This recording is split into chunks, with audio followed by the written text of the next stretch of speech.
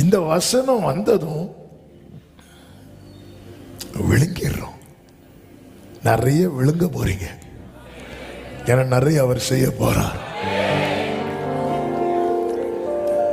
அதாவது வீட்டை குறித்து தாவீதுக்கு அது ஒரு பெரிய எட்டாத லெக்காகவே இருந்துட்டு இருந்துச்சு. ஏன்னா தாவீதுடைய லைஃபே ஓடி ஓடி அலைகிறது.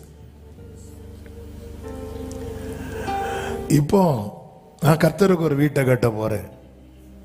ஆண்டவர் நாத்தான கூட்டார், இங்க வா, அவன்கிட்ட போய் சொல்லு, நான் உனக்கு ஒரு வீட்டை கட்டுவேன். இப்போ தாவீது என்ன சொல்லியிருக்கணும்? ஆண்டவர் அதை நான் நினைக்கவே இல்லையே அப்படிதானே சொல்லியிருக்கணும். நான் கேட்கவே இல்லையே. அந்த வேர்டு வந்து சொன்னதும் தாவீது சொல்லுவாரு, நீர் உமது அடியனை அறிவீர் அப்படிம்பார். உங்களுக்கு என்ன தெரியும்பா? எனக்கு சொல்ல முடியாம